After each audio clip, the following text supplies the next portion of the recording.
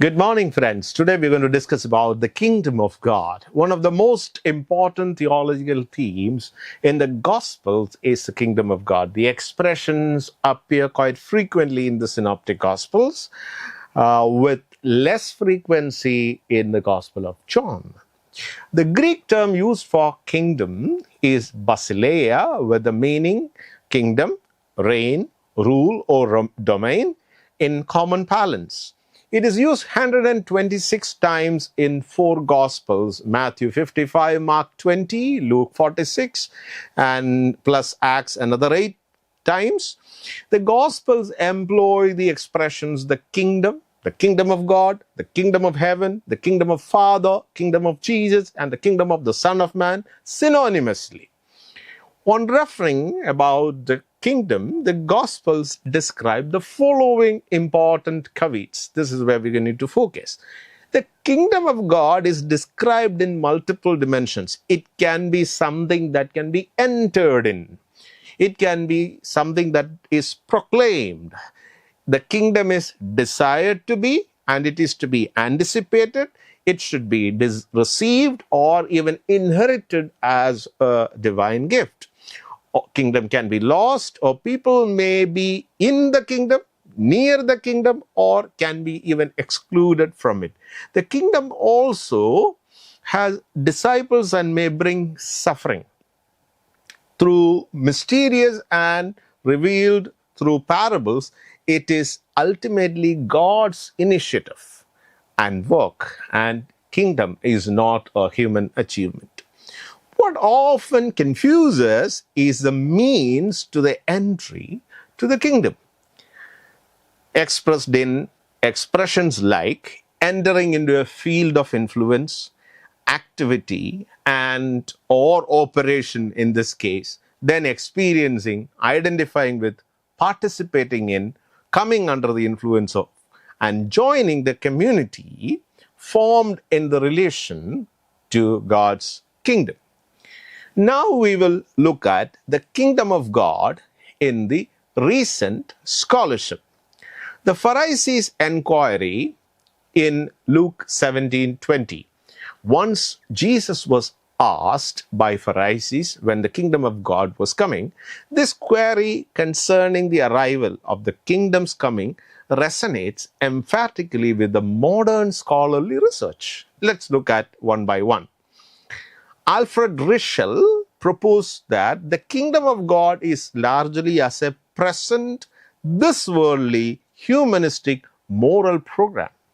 Now, Johannes Weiss countered that Jesus' vision of God's kingdom could not be reduced to a mere moral program or a moral cause centered on the present life, but rather must be understood as utterly future and radically transcendent. Albert Schweitzer responded with a portrait of Jesus as an apocalyptic preacher for whom the coming of God's kingdom was imminent. Now, C.H. Dodd would follow Schweitzer's work on the parables, in which he argued for a realized eschatology in which God's kingdom was experienced within Jesus' own ministry. Now, Joachim Jeremiah and W.G. Kummel attempted a synthesis according to which the kingdom of God might be understood as both present and future. An Anglo-American scholarship like G.E. Ladd and G.R. Beasley Murray understands synthesis as inaugurated eschatology captured well in the expressions the presence of the future, or now and the not yet. Now, another scholar called C. Karagunis sought to balance these two streams of Jesus' message in the New Testament Gospels, speaking God's kingdom as potentially present in Jesus' ministry, potential eschatology, while B. Smith has refused any of such kind of a synthesizing, arguing when met with rejection, Jesus' message actually shifts from a present to a future orientation. Now, how is the proclamation of the kingdom of God significant to Israel in the Second Temple period. Can we draw parallels from this period to our present socio-political situations? Two scholars shed light to the significance of the kingdom of God in the contemporary times. First, we will look at N.T. Wright. In Wright's book called Jesus and the Victory of God, he offers a subversive portrait of politically and theologically radical Jesus. Wright's presentation axes or cuts off two core theses: the liberal historical critical tradition, which often reduces Jesus to a mere moral teacher or an apocalyptic visionary. And the second axis he's cutting, the conservative fundamentalist tradition, which reads the Gospels as uncritical historical accounts. For Wright, kingdom of God is not as a future, otherworldly realm, but as God's sovereign rule, established on earth through Jesus' actions, teachings, and faith. Jesus proclaimed that Israel's God was becoming king, not through a violent revolution, but through Jesus' ministry of healing, forgiveness, and table fellowship with sinners and outcasts.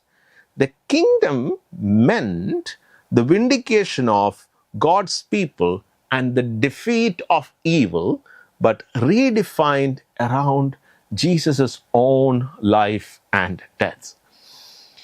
This, in fact, is a new definition for the kingdom. Jesus saw himself as the agent through whom God's victory over evil, sin, and exile was being achieved. But this he accomplished through his death and resurrection, through his own body. This victory reached its paradoxical climax in the crucifixion, which Wright interprets as the enthronement of God's true king, which politically subverts all the understanding perceptions of the Greco-Roman world. Wright offers 5 core caveats on his understanding: present reality, not future escape. The kingdom is already and not yet. It begins with Jesus' ministry. God's rule is being established here and now, though it waits its full completion. Wright substantiates this by Jesus' words in Luke 11:20. If I by the finger of God cast out demons, the kingdom of God has come upon you. This reference to the kingdom he maintains invokes an implicit narrative. Israel's God will one day become king. The establishment of this kingdom will involve the defeat of the enemy that has held Israel captive, tracing back to the Exodus, Pharaoh who held Israel captive. There are clear signs that this is now happening. Therefore, the kingdom is now indeed breaking in. Yahweh really is becoming king. Israel really is being liberated. Now we should also look at the covenantal fulfillment of this. The kingdom fulfills God's promises to Israel. Jesus embodies Israel's vocation to bring light to the nations, and his actions announce that Israel's long exile is coming to a conclusion. Restoration through mercy. God's rule is manifested in forgiveness, healing, and reconciliation. The kingdom reverses social and moral exclusion. Cruciform kingship. The cross is not an accident, but the ultimate expression of God's victory. Power through suffering love, not coercion. Eschatological hope. The final consummation of the kingdom involves new creation, heaven and earth renewed, where God's will will be fully done on earth as in heaven. Similarly, another scholar for Shilton The kingdom of God is above all else God's activity in the world, which affects change in the world. The proclamation of speaking of God's kingdom is that God makes his realm ours.